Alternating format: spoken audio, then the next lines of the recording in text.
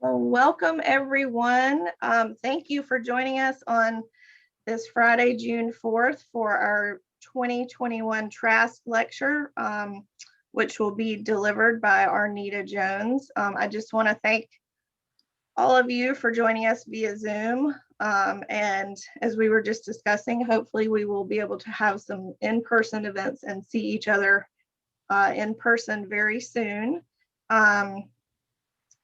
So today Arnita is going to deliver our Trask Lecture, which normally we do at our annual meeting, and obviously this year has been very, very different. But the Trask Committee and the Society's Executive Council is incredibly pleased to honor Arnita Jones with the 2021 Trask Award for her distinguished career in service to federal and public history. For those of you that don't know, the Society established the Trask Award in 2009 to honor the memory and distinguished career of the late SHFG president and longtime federal history pioneer, Roger Trask. So this award is presented annually to persons whose careers and achievements reflect a commitment to and understanding of the unique importance of federal history work and the mission of the Society. So the committee chose Arnita Jones as this year's Trask winner for numerous reasons. Throughout her career, Arnita has been an incredibly strong proponent of both federal and public history. As founding member of both the Society for History and the federal government, as well as the National Council on Public History, and during her other leadership roles with the American Historical Association and the Organization of American Historians, she has consistently worked to improve connections between the worlds of public history and federal history. Arnita exemplifies a historian who understands and demonstrates to her colleagues and to the public how the federal history offices and the work of federal historians connect with the larger field of public history. So a little bit about her career. In 1977, she signed on with the AHA to staff a new consortium, which was called the National Coordinating Committee for the Promotion of History, the NCC. This consortium was aimed at expanding employment opportunities for new graduates of history doctoral programs. 1977. Things we're still dealing with today in 2021. So some things change and some things stay the same.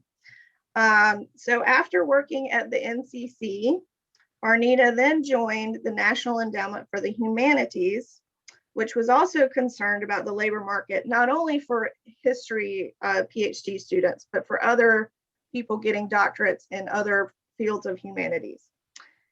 And at the NEH, she led a program for planning and assessment of studies program. And so that led to her work as a federal historian for, I believe, about 5 years. During this time, she continued her involvement with NCPH, serving on the NCH Executive Board as vice chairperson and then chairperson. She then became the chief executive at the Organization of American Historians, where she remained until 1999, when she became the director of the American Historical Association, from which she retired in 2010. She also was a part of the new group, the International Federation of Public History, which was founded more recently, building on the work of NCPH, but trying to promote the international aspects of public history as well. So we are incredibly proud to honor Arnita with the Trask Award for her work with all of these important historical organizations, and her advocacy for history, public and federal history, is something that we all aspire towards and hope we can build on her legacy. So we are super proud to honor you with this award, and I'm very excited to hear your lecture today. So thank you so much, and thank everyone for joining us. We will take questions at the end of the lecture, so we can do that in either the chat box or you can ask your questions directly. So I will turn it over to Arnita, and thank you so much. Thank you. I was telling Elizabeth, I had initially thought I would talk about some of the problems that we dealt with, but the more I got into it, I sort of got into telling more of the story of my life in history. So that's what you're going to get today. And we'll get into those problems as well. What I want to say is my public history career, my story, really begins several decades ago in the office of the chair of the history department at Emory University. It was my first year in the school's graduate history program, and I was not sure I should stay because it had become clear that the program was training people to become teachers of history in colleges and universities. And that was not exactly what I wanted to do, though I didn't know exactly what I wanted to do. At that time, I hadn't really thought through my commitment to graduate study because I'd been fortunate enough to get a prestigious fellowship, a Woodrow Wilson Fellowship for graduate study. It was established after the end of World War II, if you can believe it, as a way to get more people trained because there were not enough professors in colleges and universities. It was not exclusively for history, but it was designed to address the shortage of faculty in liberal arts higher education. The fellowship paid for two years of full funding for graduate school. And since at the age of 20, I really didn't know what else I would do, so I took the fellowship. Vanderbilt University, where I was finishing my undergraduate degree, invited students who performed well in the introductory survey courses to enroll in a special seminar focused on historical writing and research. I signed up for that because I was invited to, found the seminar totally fascinating, partly because the professor, a fellow named Alexander Marchant, he was in Brazilian studies. I didn't go in that direction, but he was always having to rearrange his schedule to jet off for important meetings in Washington. He, in fact, had been a federal historian at the Department of State from 1941 to 1947. And in 47, he came to Vanderbilt and spent the rest of his career there, but he continued to be active in State Department affairs. He was not unique, and I'm not going to spend a lot of time on this, but a number of other historians whose names are well known were engaged in the war effort. They were engaged in, getting the CIA organized, William Langer, people like that. So it wasn't unknown that historians did other things, but on the other hand, it wasn't generally known either. But, I decided to become a history major with a concentration in European history, as it turns out, and did well enough that I was able to be nominated for the Woodrow Wilson Fellowship. I have a very vivid memory of the interview for that because, not my own interview, but because it began with a young woman who had been interviewed before me coming out in sort of hysterical tears. So she was ushered out and I was ushered in. I doubt that she got the fellowship, and it wasn't a fellowship, it was a set of them. So anyway, I did get it. And then I had to figure out what to do with it. In Alexander Marchant's seminar, I had learned that advanced training for doctoral students in history had begun in the late 19th century at Johns Hopkins University. They had imported the seminar method that had been developed over the 19th century in German universities. So if I get the fellowship, I'll just go there. Why not enroll at Johns Hopkins? Of course, I knew I had to make a formal application to the graduate school there, and I assumed that with the fellowship, acceptance would be rather perfunctory. and because it was to be used at the graduate school you chose. Imagine my surprise then when I was turned down for the graduate school at Johns Hopkins University. The reason the rejection letter noted was that the Wilson Fellowship was itself a problem. It paid for the first 2 years of a doctoral student's work, and then the assumption is that the students would be supported thereafter by teaching in the history department or whatever department it was. But the undergraduate school at Hopkins was exclusively for men. And they told me that they couldn't assume that responsibility because they couldn't allow women to teach men. So I was turned down for the graduate school that I wanted entirely on the basis of gender. So that was an interesting introduction to what the academic world would be like. It was later then that I applied to several other schools. One of them, or it was late rather in the year, one of them was Emory University in Atlanta, Georgia, where I had grown up.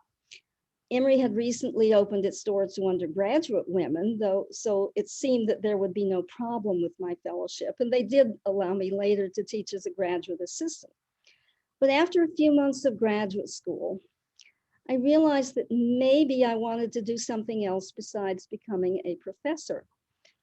Thus, I made a visit with the department chair, Harvey Young, a very successful scholar who eventually was to mentor more than one budding public historian, as it turned out.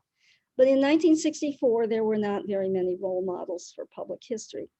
Scratching his head, he offered that maybe with a degree in New York, if I didn't want to teach, I could go to New York and be a girl researcher for Time magazine. That isn't exactly what I had in mind. Somewhat dismayed, I kept on with graduate school and sort of made peace with the idea of a teaching career. So time passed. I was teaching with a marriage, a doctoral dissertation completed and defended just the week before the birth of our first child. There were moves from my husband's career back and forth to Washington, D.C., as well as some part-time and full-time teaching for me here and there. It was in 1977, having relocated a second time to Washington, that I answered the ad for the position at the American Historical Association, which with several other professional groups was launching an effort to address the imbalance of supply between the production of doctorates in history and the available jobs in higher education. It was called the National Coordinating Committee for the Promotion of History. Think about that for a moment. You call a stranger and introduce yourself as the new project director for the National Coordinating Committee for the Promotion of History. It was an interesting kind of coalition to be working for, but it got some raised eyebrows with that name in Washington. In any case, the charge was basically to figure out what other sorts of institutions outside of academia might provide jobs that use the skills that you find, that you acquire in graduate training in history. The very question I had asked Harvey Young back at the history department. So it was close to my heart what I was doing there. I always suspected they probably didn't have many other applicants for the job, though there were rumors that someone else had been hired earlier and had left in despair. But I got the job, and I was given Jim Grossman is on, he will know what I'm talking about. A lovely office, it actually was, but it was small. It was a renovated bathroom on the top floor of the AHA building. It had a wonderful view of a garden in the house next door, and it was out of the flow of traffic, which was a good thing, but still not exactly luxury. And Mac Thompson was the executive director of AHA at the time, and Richard Kirkendall was the executive director of the OAH. Mac could be difficult to work with. He was a bit of a grouch, but he was really quite dedicated to this project, and thus it was interesting. Kirkendall actually got very far into the notion of public history and found it really congenial and enjoyed meeting people in the field. So this is how it began, the National Coordinating Committee. It was organized in '76, and it was supported by a consortium, and that was the AHA and the OAH, the American Association for State and Local History, Southern Historical Association, Western, New England, and other specialized groups. So it was really a large consortium, and they would meet periodically in Washington, representatives of these groups, and at the conventions of the large organization. As I've said, the initial impetus was to identify professional positions for history doctorates in areas other than college and university teaching. Some of you who have been familiar with the National Coordinating Committee more recently think of it as an advocacy association, but it was not that when I had the job. That was the accomplishment of Paige Miller, and who did that extraordinarily well. But anyway, as some structure began to take the form of resource groups, and that's the other thing I need to tell you. They had named chairs of several resource groups and things like business and government and historic preservation and fields like that. So I began calling the chairs of the resource groups. Some of them resigned when they realized that there was a person who was serious about getting some work done. But the one who didn't, of course, is a hero of mine, Richard Hewlett, and he was the chair of the Federal History Resource Group. And that was my introduction to federal history. He had been a federal historian for a long time, and was, I guess I shouldn't say he was nearing the end of his career, but he was certainly a very experienced federal historian, and he was able to bring together a group that provided a lot of education and experience on which we could draw. The lack of a job description for the National Coordinating Committee to me was not daunting. It was an opportunity, but it was a job that had to be invented. When I think back, and in writing this, it caused me to think back, why was it that I thought it was a good deal? I seem to be able to see possibilities that maybe some other people didn't. But thinking back on my early years as an historian, when I was finishing a dissertation, beginning teaching, starting a family, they were a time when women historians began to examine the role of women in history, as well as the circumstances in which they were pursuing their own careers. I was very much a part of that generation, looking to find ways to include the history of women in my own teaching and research, and as well as becoming involved in several initiatives relating to women in the historical profession. The AHA was, depending on how you look at it, fortunate enough to have a coordinating committee on women in the historical profession. And this was an articulate and relatively aggressive group. Names like Gerda Lerner come to mind, a real role model, a woman who, it may be that American historians aren't so familiar with her story, but who studied for her college examinations in a Nazi jail cell. She was a Jewish woman who had to leave Europe and made her way all alone in the United States. In any case, the coordinating committee, CCWHP, as it is generally referred to, regularly produced a research bulletin, which was a job that I took on. And because I was working in the South, I was also involved in organizing women members of the Southern Historical Association, an effort that contributed to the creation of the Southern Association of Women Historians, which is still around. I digress into these experiences simply to point out that they gave me some experience in organizing and communication that I had not had ever in graduate school or otherwise. And the experience I had accumulated was going to be useful in organizing. And I also, the NCC and the work with the women's groups had given me some good insights into how the large national organizations worked, particularly the AHA, not so much the OAH.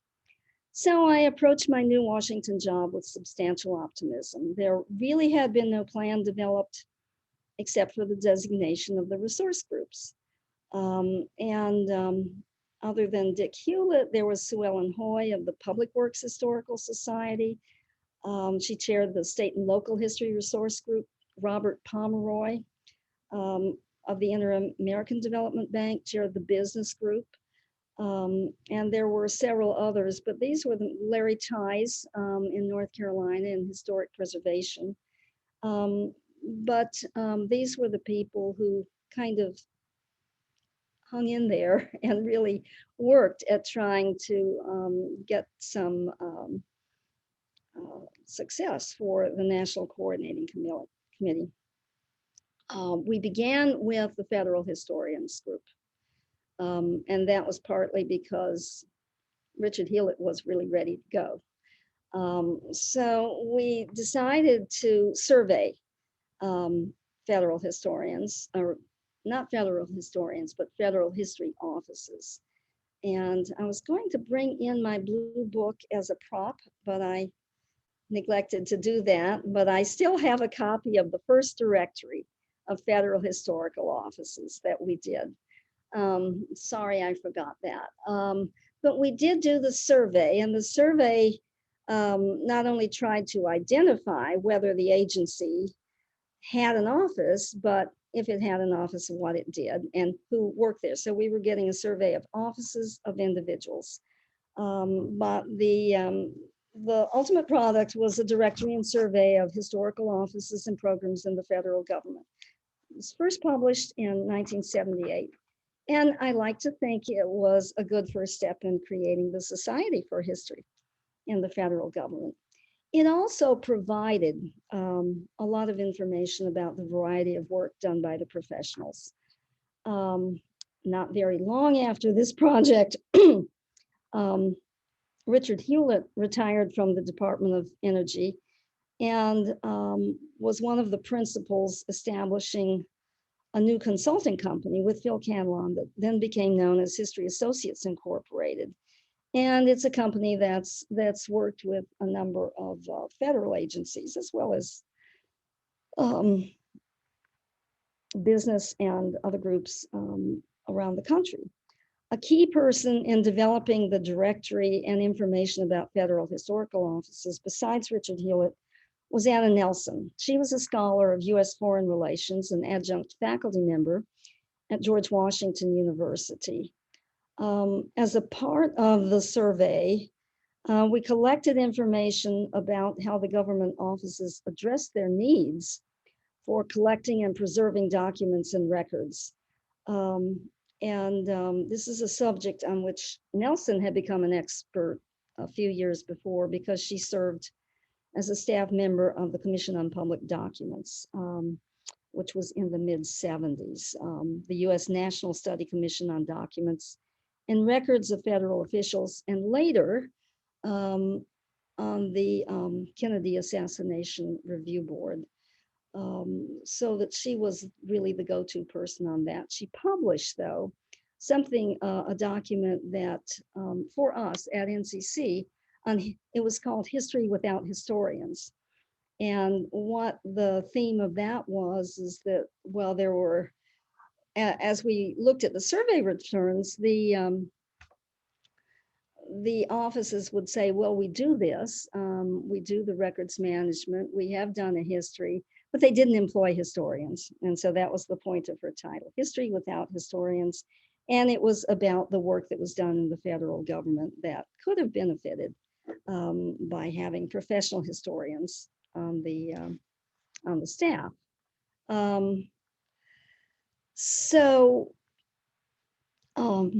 At about the same time, the NCC was getting organized. Another project was beginning that also had an impact on what we were doing with the NCC, though not so much as the federal survey, but it was the Careers in Business program. I'd be curious if we had an audience to get, I mean, we do have an audience, but if I could see an audience, I'd ask people to raise hands if they remember it. It was supported by the Rockefeller Foundation. Harvard History Department Chair Ernest May was the person managing it. And as some of you will know, he has also become very important in the notion of government history and policy history, but he was already a very senior, highly respected historian. So this was a high profile and well-funded program from the Rockefeller Foundation. And it offered a kind of legitimacy and to the notion of historians being employed in a non-academic setting in general, but it also provided useful model and information for the NCC Business Resource Group. And that's the one that was chaired by Bob Pomeroy. So Ernest May was never involved in NCPH, to my knowledge, or public history in particular, but he was an important influence, especially in his lessons of the past, where he used case studies to show how the use of history could lead to better decision making on the part of policymakers. In 1986, a little bit later than that, his Thinking in Time, the uses of history for decision makers, was extraordinarily influential, I think, both in bureaucracies and offices everywhere, and particularly in the government. So for many years, he served as an example and a source of inspiration for historians looking to practice their profession outside the academy, especially if they were interested in policy work. He was involved with NCC, I will say, and he was always there if one needed a sort of keynote speaker and was willing to help out and support the effort.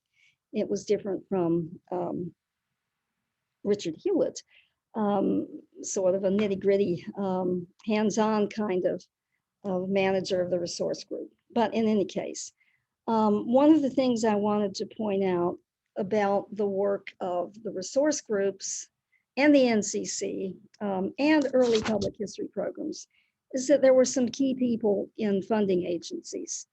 And one of those was Joe Duffy. He was not an historian, but he became head of the National Endowment for the Humanities at about this time. And he was very interested in public history and other kinds of activities that humanities doctorates could engage in outside the academy. And so the NEH, which was only then begin getting organized, set up a state humanities program. And it was the state humanities programs that funded a fair number of National Council on Public History programs and local conferences, regional conferences, and that sort of thing. The other key player was Joel Colton, also an historian at the Rockefeller Foundation. And the Rockefeller Foundation provided important funding to get the public history program at Santa Barbara funded and for follow-up funding after the NCPH was organized. It was Rockefeller that paid for the first public history conference at Montecito in California, and that was in 1979. So Duffy and Colton were key players. I spent the years, not that many years, at the NCC in the AHA headquarters. I left in 1979 because so many interesting things were happening at NEH. I was offered a job there. And so for 5 years, I was at NEH running a program called Planning and Assessment Studies. And it was a fairly loose and general definition that allowed a number of interesting things to be done. But one of the things was that we started actually getting some good information about what was going on in higher education and elsewhere. And so I was involved in working with counterparts at the National Science Foundation and so forth, and actually tracking information about careers and counting numbers of doctorates and that sort of thing. So it was, and it was interesting though, to actually become a civil servant. So as I say, I did that for 5 years. Ultimately though, elections happen every 4 years in Washington, and things changed, and the management of the NEH changed. And with that new management, my program was dissolved. And so I was offered a new job in the research division there. But at that point, because my husband had had a political job as well, we decided maybe it was time to go back to the Midwest. And he picked up his professorship that he had taken a long leave from. And I decided to try to become a real public historian, and started to work with History Associates, with Richard Hewlett, Phil Catalan, and others, and to see what kinds of, what to try to make an office in the Midwest. We didn't actually create a satellite office, however, but we were able to do a number of projects there, and I benefited certainly from learning how to relate to clients and to do that sort of work that is client oriented. One day, however, after I'd been doing that for not very many years, I got a phone call from Joan Huff Wilson, who was the executive secretary of the Organization of American Historians. She had succeeded Richard Kirkendall as the executive secretary there. She was an historian of American foreign relations. She was being allowed to take a sabbatical, and she fiercely wanted it to finish a book. Stan Katz, whom I had gotten to know in my years in Washington, was the president at that time. And he said, well, you can't just leave, you've got to find someone to replace you. And thus I got a call from Joan saying, could you come up here? And OAH is only 2 hours in Bloomington from Louisville. So I signed on to be the interim executive director at the Organization of American Historians. And that, of course, was another opportunity that allowed me to work sort of from the inside of academic organizations, and certainly an organization of American historians ought to be and could be, and indeed already was, thinking about public history. So it was, I kept my association with History Associates. I commuted weekly. And this was really the beginning of 20 years of association management. I did about 11 years at OAH, and then another 11 years at the American Historical Association. Sort of in retrospect, looking at those, I think of those 2 decades basically as a piece of a whole, even though I was working for relatively different organizations in terms of their membership. But they had the Organization of American Historians was initially more inclined, I think, to public history. The president after Katz, maybe not immediately, was Joyce Appleby, who was an historian at UCLA. Once again, not a public historian, but as Stan Katz in some ways had been, because he was running the ACLS. But Appleby was particularly welcoming also. The 1990s were years of significant change for historical associations. If you think about it, computers replacing old procedures and jobs in departments of histories, as well as offices of an organization providing services and publications to several thousand members. It was a period of transition in the sort of organizational and technical sense, but it was also a time when things were happening outside the organization that we could take advantage of or become connected with. So my challenges were not just public history, they were of an organizational kind, but it was a time when public consumption of history grew enormously. The History Channel began broadcasting in 1995. You had some, people like Steven Spielberg working on the first big historical movie was the Amistad.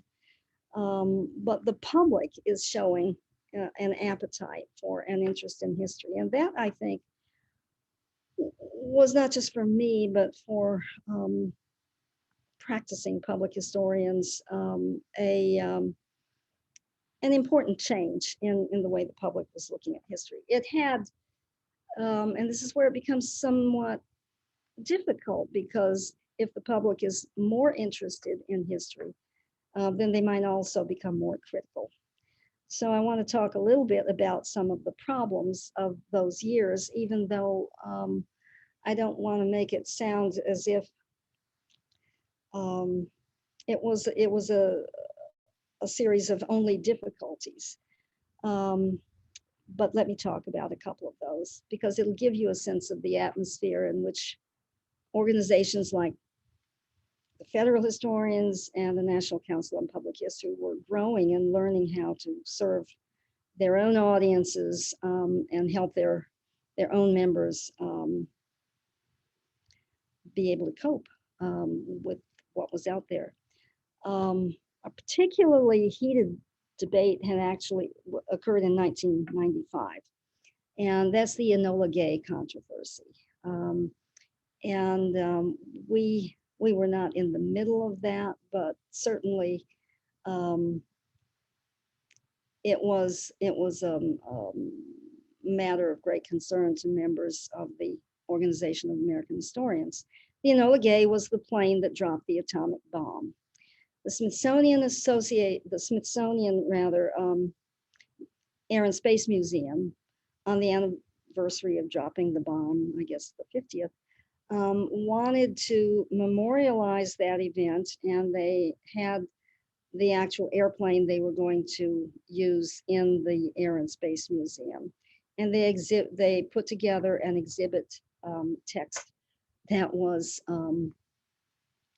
trying to understand the fears and concerns of the people who badly wanted the war to end, the pilots who were piloting the planes to drop the bombs, the kamikaze Japanese pilots who were causing so much damage to the war effort.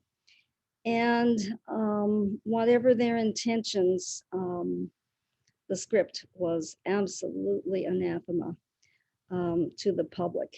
And there was so much concern about the Enola Gay that they simply had to not have the exhibit.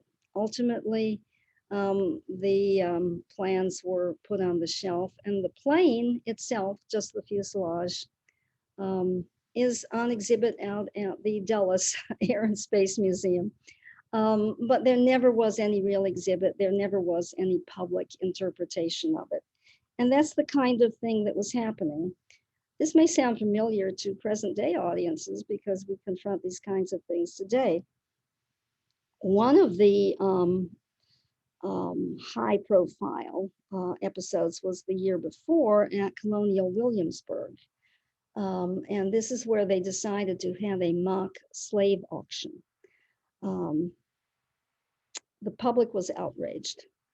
And the National Association for the Advancement of Colored People was outraged. Nobody wanted that slave auction. They wanted to create, with all the best intentions, a teaching moment with people seeing what this was like, but the reality was just too harsh for the public. Another of these things, I'll give you one more sort of to get the flavor. And this evokes one of my particularly vivid and interesting memories. And it's what some people called in those days Sallygate, the stories about Sally Hemings and whether she was in fact the mother of several children of Thomas Jefferson, even though she was his slave. And she was a mixed race slave. She was actually the half sister of his first wife. So it gets a little delicate in talking about it, though I think we're much more used to that sort of thing now. But in the 1990s, this was a kind of bombshell. You know, there was just absolute denial. And that had to end when the DNA results came in. And it was very clear that the rumors that had gone around since the founding of the nation were actually true. I have to share with you one event that this story evokes for me, because by the time this happened, the Clinton White House had been set up. Clinton was president and served 2 terms.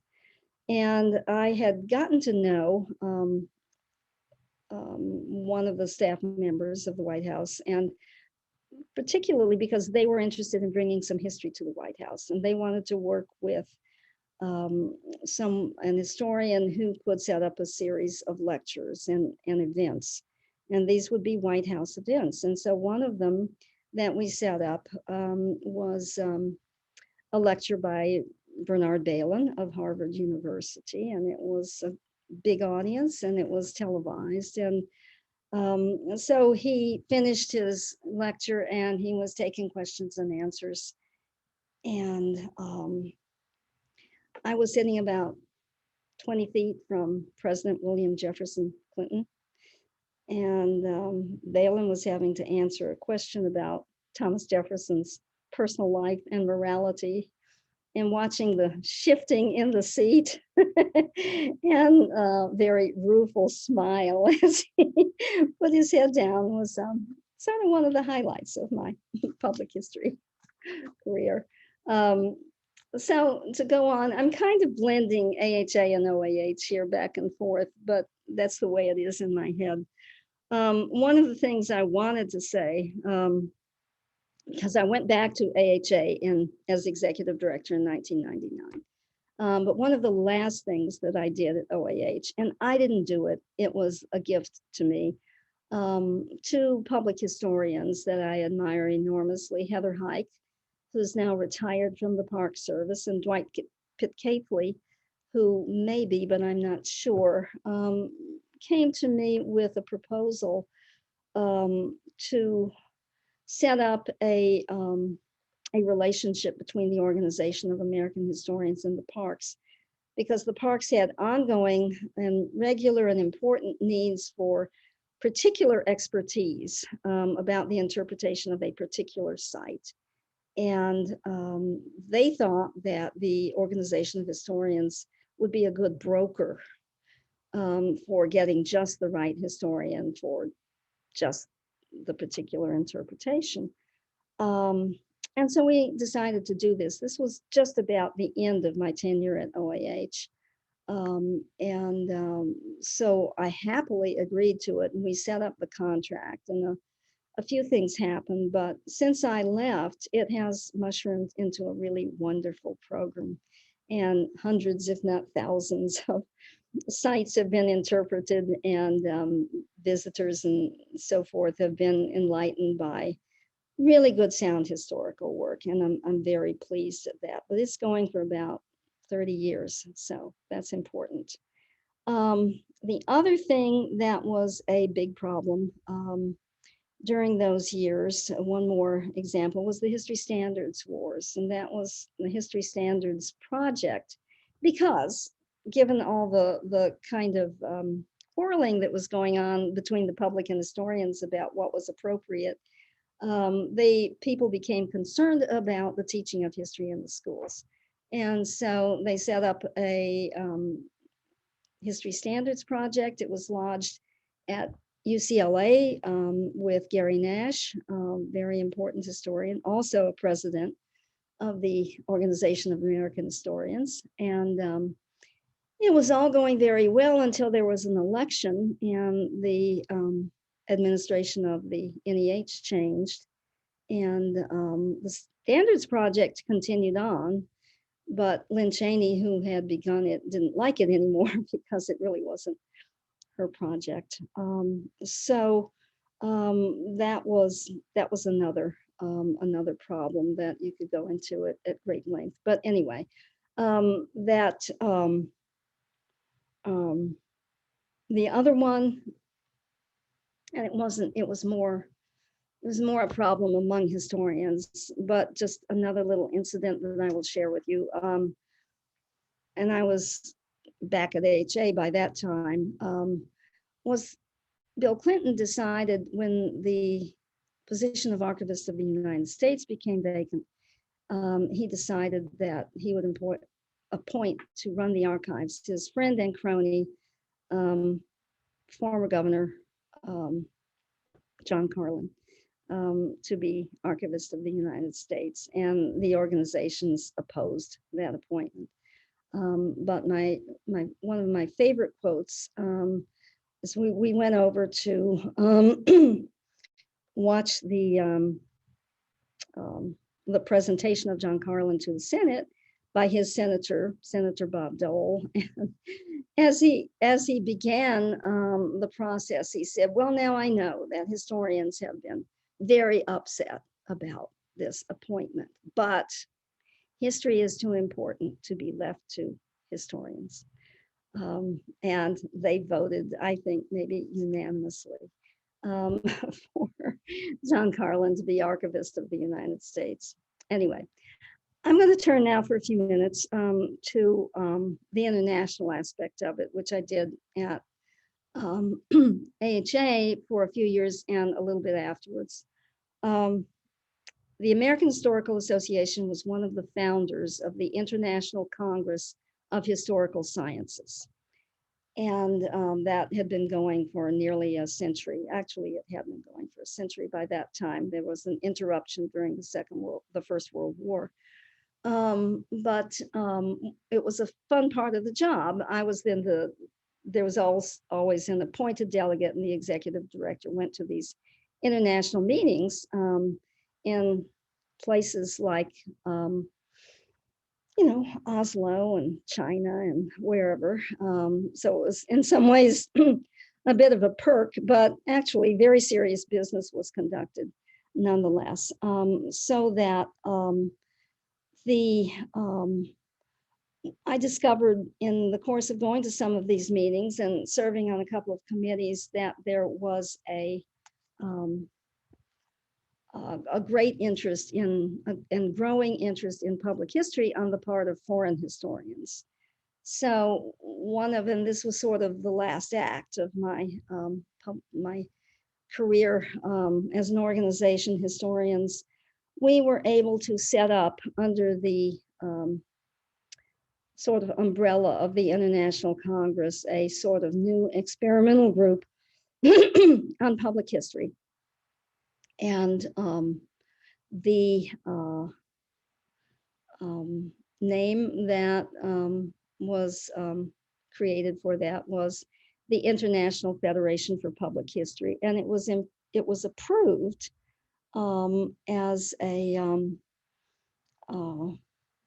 sort of subgroup of the larger International Congress, and then became its own independent meeting. There had been, during the course of this time, a very nice conference in Berlin on public history, and it was a place where some of these people could meet each other and begin to get organized. And its purposes are just simple: to create an international network and to encourage public historians and to encourage the larger international associations to pay attention to public history and so forth. So we had our first meeting in Pensacola, Florida at an NCPH meeting in 2011.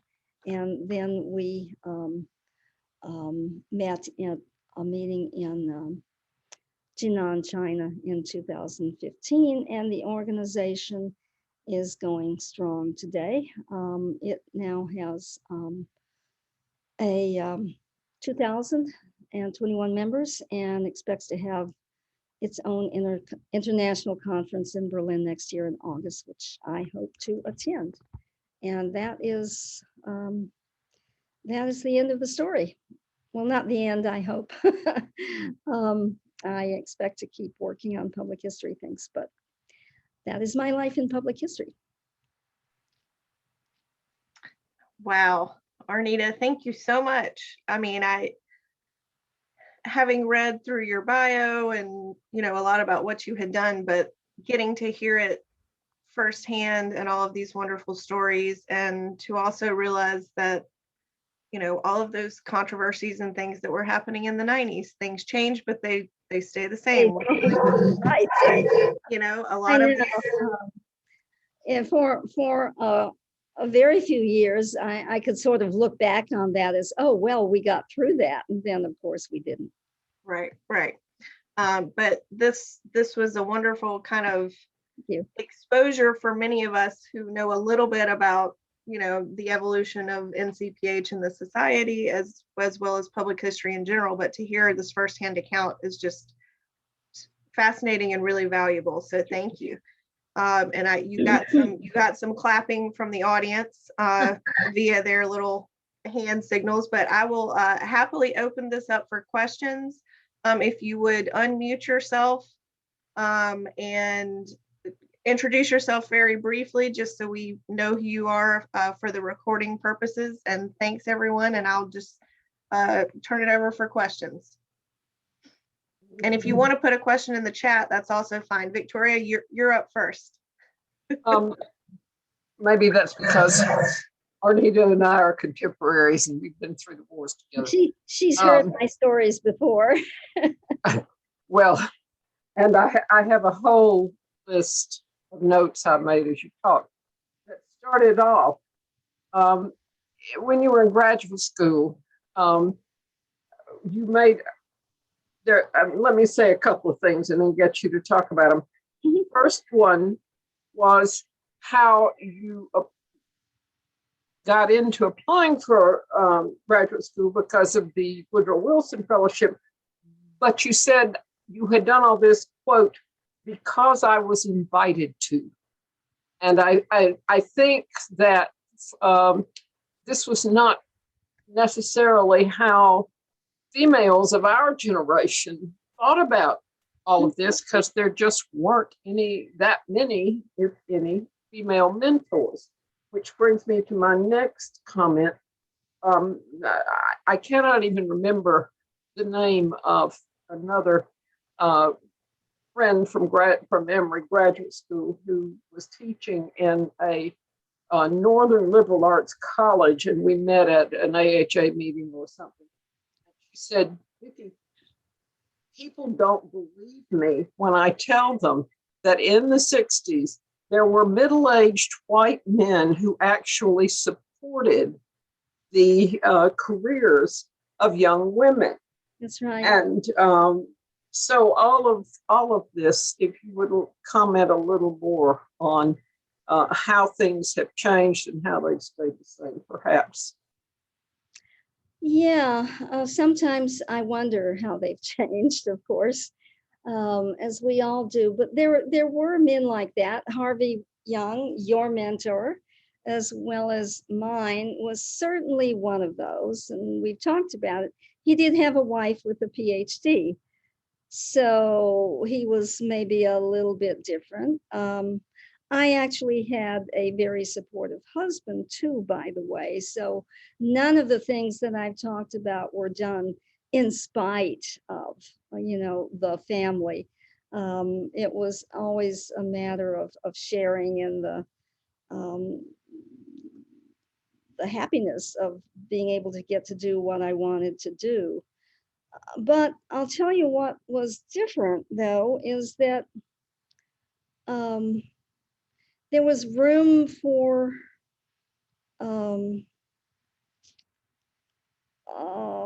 providing help and mentorship to some women, but it was clear there weren't going to be very many. I'm not sure. Maybe, do you understand? Does that ring a bell, Vicki? We don't want to fill up the whole university with women professors, but yeah, if there's one that's particularly interesting and not too obnoxious, then it's a good thing. but there wasn't a lot of room there. I used to think that it was 25%. If you went one person over 25% women, it was terribly threatening. Yeah. To the men. And there are the occasional women who were already there who were threatened too. But that's human nature and life. So,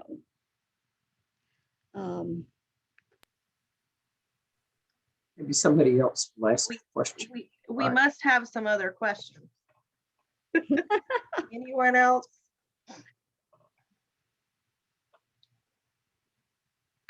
There's 30 curious people on this Zoom.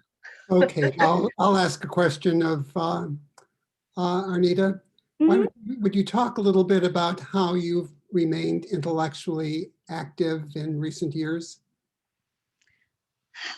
Yeah, I mean, I didn't spend much time talking about the international group, but I've actually spent a lot of time with it and on it.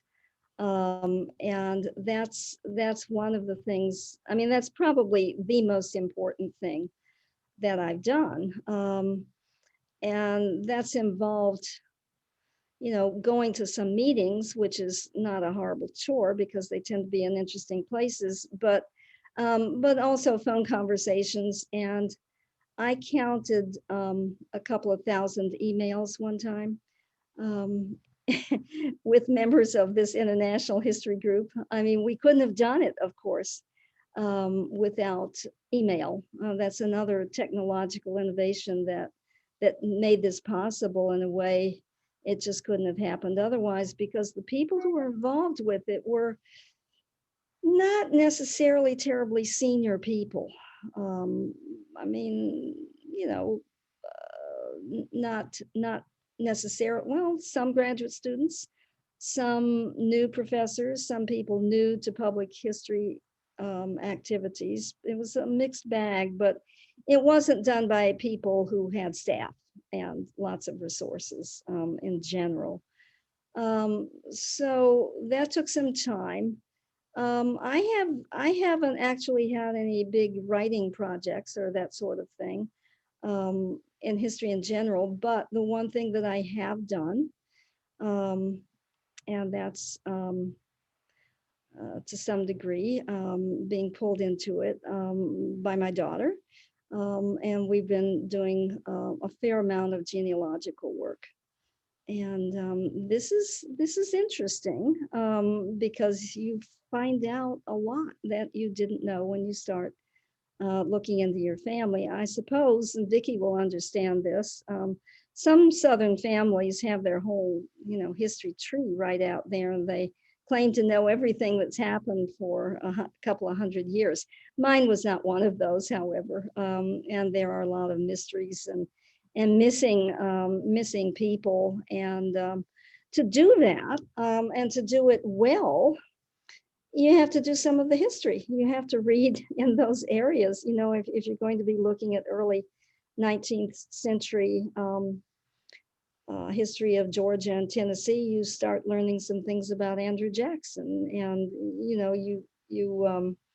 what life might have been like on a plantation, or what the life was like for the Scots-Irish ancestors as they came over before the Revolution. I mean, it turns out we have a very old American family, and it does go back to the Revolution, and I mean, to the earliest. In fact, one of the things that I think I have learned, although more work needs to be done to make sure that this is a connection, and I'm not sure I even want to, but it does appear that we are related to the guy that bought the first slaves in 1619.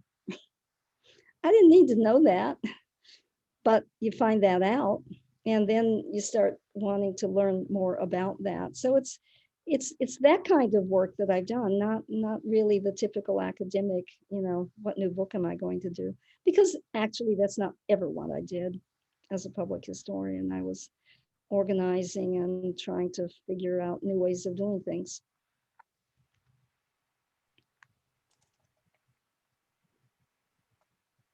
Hi. Bill, Yes, thank you for joining us. Yes, it's great presentation. I learned a lot, and I remember that Richard Hewlett was a person who got me interested in Really? public history as well. It was when I was a graduate student at University of Washington, and was assigned to read the book that he had written on the Atomic Energy Commission. And I thought, well, drat, this isn't real history, but I got into it, and it just blew me away that this was a federal historian. But you were present at the creation of SHFG, and I was wondering if you might have any memories of that you might be able to share.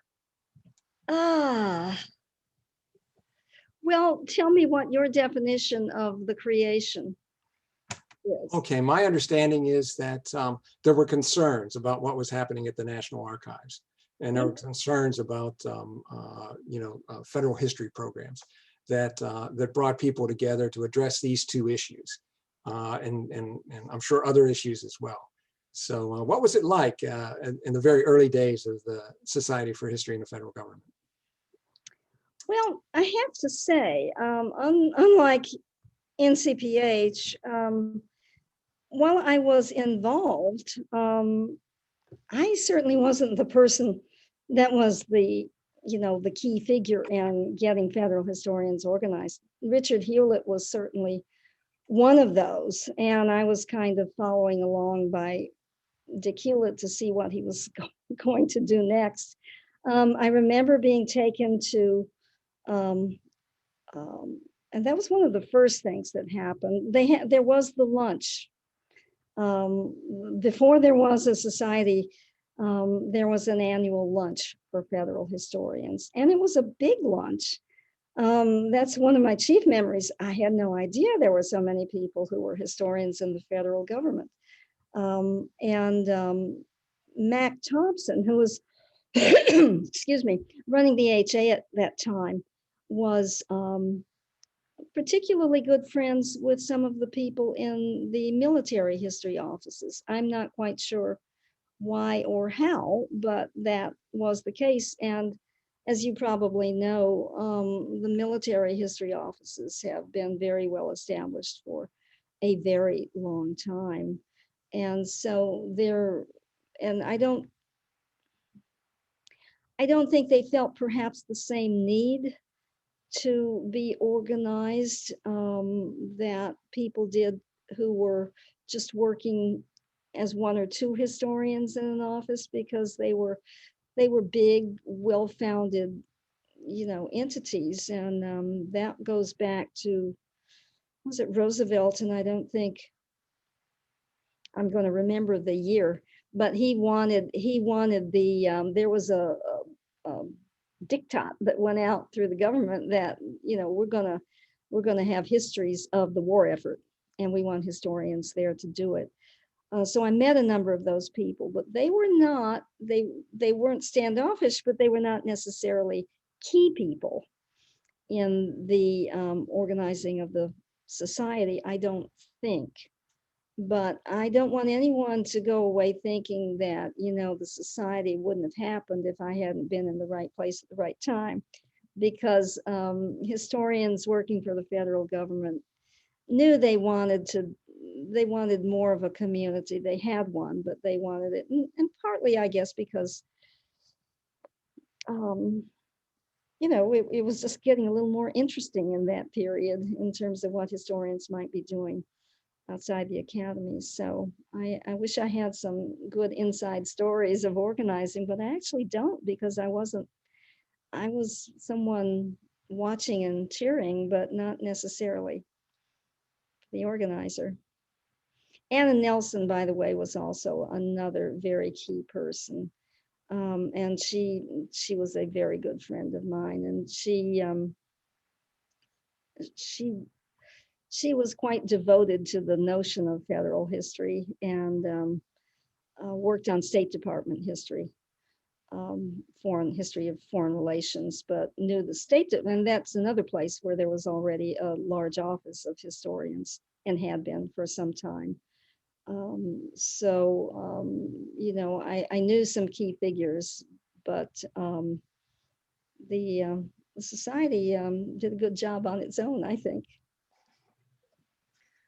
I might just emphasize how useful it's been to us. And one of the great frustrations that we've had in the military Department of Defense intelligence history programs is we had gone the extra mile and established ways to coordinate with each other in very effective ways, so that we were working on producing joint publications, about like how different agencies dealt with the 9/11 crisis and so forth.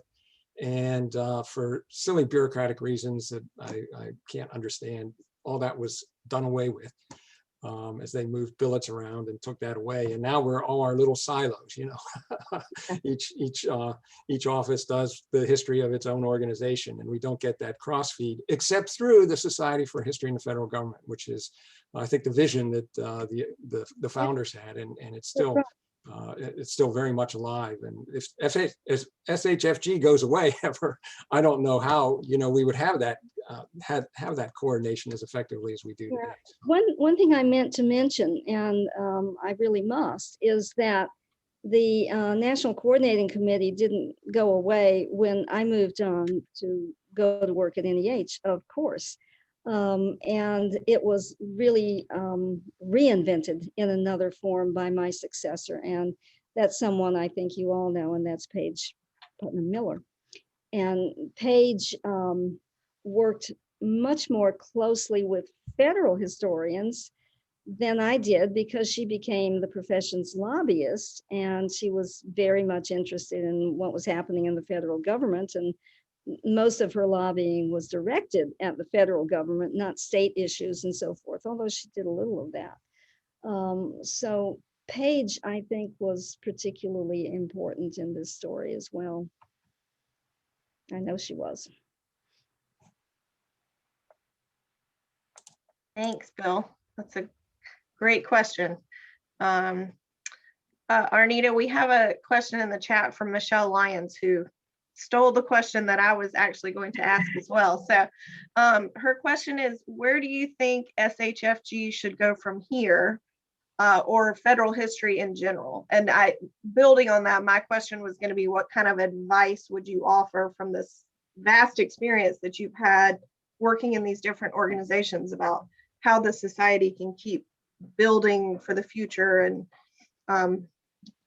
trying to make sure we do last for another 40 years? Well, I'm going to answer the question. I should know the answer for. Is there any paid staff for the society? There's no paid staff, Yeah. which I will heave a very big sigh. There is no paid staff now. I'm not sure if there was at some point, but because we are all volunteers, it is a great burden on us to kind of keep everything rolling as well as doing our normal jobs. So that's a big part of why we need lots of volunteers and lots of help. So yeah, and I think the society does that, though, extremely well. I mean, more than a number of other organizations I've been involved with. And paid staff is a whole other, even if it's just one person, I mean, the National Coordinating Committee was at AHA and paid on the AHA payroll, but it was always kept separate. And I have no idea what it's like now. But it's almost, it would be good if there could be someone to pick up not the slack, but Well, it's the bureaucracy, the necessary. it's the administrative task and it's all the little things that we all try to keep track of, but it would help. But one thing that, that sort of job can start as a part-time job. If there's an agency or some entity that's willing, or someone who just wants to work part-time.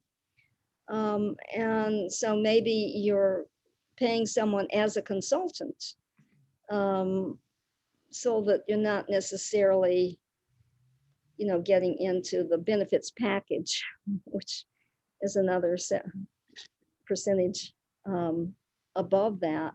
So you might think about, has it ever happened with the society? I'm having a memory. Was there ever anyone that was part-time? Mary Troutman was the longtime executive director of the society, but I don't believe she was ever paid. Okay.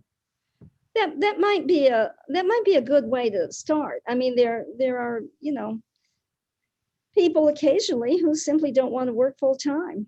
And maybe they're retired and they just want to keep their hand in and continue working, but not that much. I mean, that can be a trap, because what looks like a part-time job can become a full-time job while you're doing a part-time salary. But still, you might think about getting someone, kind of as a consultant arrangement, but who could give it, like a couple of days a week or something. Yeah. I have definitely thought about this.